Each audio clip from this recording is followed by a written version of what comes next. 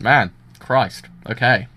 That wasn't even 24 minutes long. That was like 5. That was just even like remotely kind of like, well, that's 25 minutes long.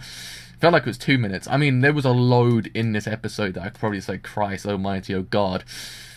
What can we even say? I mean, there was like revelations to the T. I mean, there was just so many things that kind of honestly say, I can't even trust my perception on certain characters and what characters can actually do.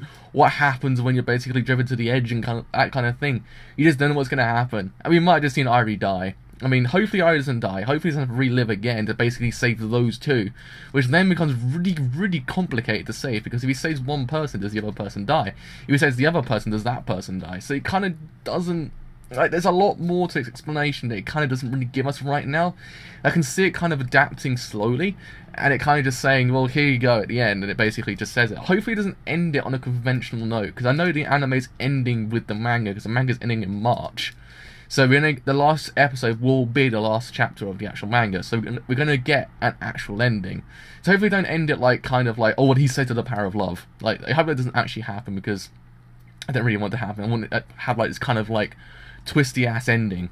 But man, okay, so the start of it was basically the end of the last episode. So we got like kind of the aftermath of what happened.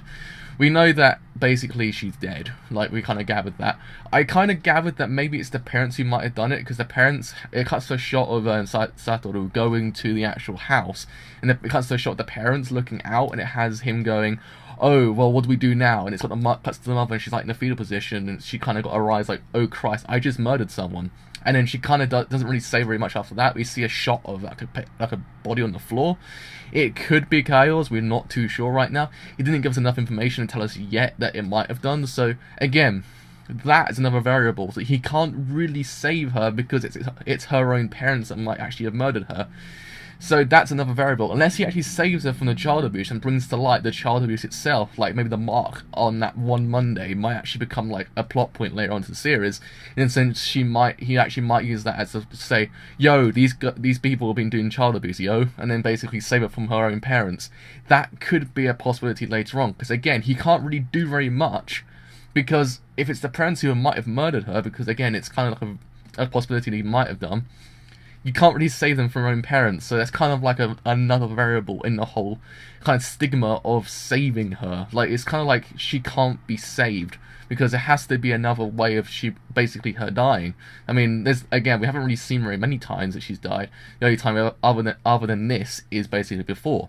So, again, there might be another chance where she might die by different means. We just don't know yet. Same thing with Mayuri from Steins Gate. She can die, he can prolong her death, but she can die anyway, so it doesn't really say or save her in that way. But anyway, yeah. And then it cuts to a shot of her taking out the rubbish, and it's seeing a pair of mittens in the bag. I was like, oh no, don't make me believe she's actually just murdered her. And then she smiles as well. I was like, oh God, come on, mother. Alright, trash mother with a century kind of woman here. I mean, trash mother, holy man, I haven't seen these in ages. And then he runs away, and he cuts back to him actually in real time. And I was kind of like, oh Christ, okay. We got back real time now. So now he's on the run from the police, and he goes straight to the manager of his actual like pizzeria, and basically asks him like, yo, can you save me? Can you actually keep me here so I can actually like kind of not be taken to the police? And he's kind of like, yeah, sure, man, why not? And he sort of walks out and then sees the police, and he's sort of like, well, maybe he might sell me out. So he leaves, and who saves him? Irie, the girl from the beginning of the anime. So she's now another variable in the kind of thing. And then basically Irie saves him, kind of takes him in, says you can live here if you need to. Basically, I believe that you didn't actually kill her.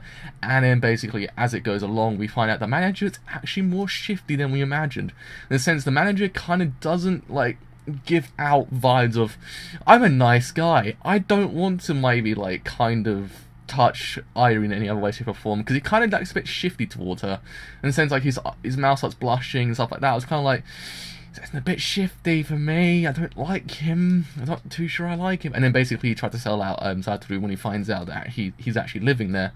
And then basically Irie turns to the most fracking badass of the century and basically beats his arse senses. I was like, good job, girl. And then what happens? She gets a house burnt down and possibly dead.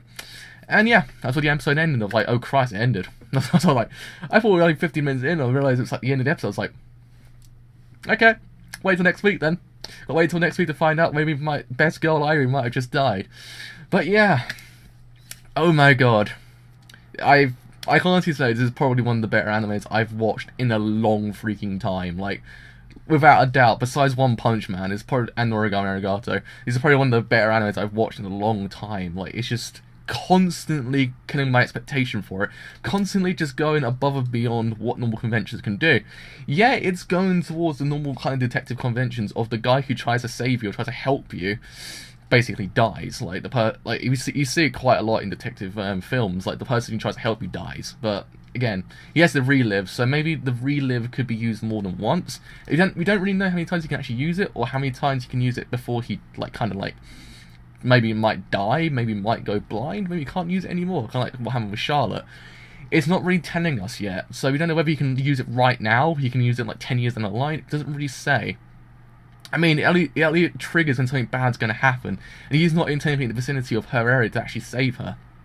So it's a bit weird in how she actually might be saved. But hopefully, she does get saved, because holy crap, she's one of the best characters in the whole anime. Screw the manager in a nutshell. And then you have that shifty guy in the car as well, which makes me imagine he might be the murderer of the mother. But I'm not too sure. Again, I can't really say concrete, yo, he's the murderer, because again, I'm not really too sure, because it's killing what I'm actually trying to imagine what actually might happen. But anyway, with all that said, I have been the driver. If you want to leave a like, do leave a like. It helps me quite a bit. If you leave a sub, do leave a sub. It does help a bit. With all that said, I have been the driver, and I will see you guys later. Bye for now.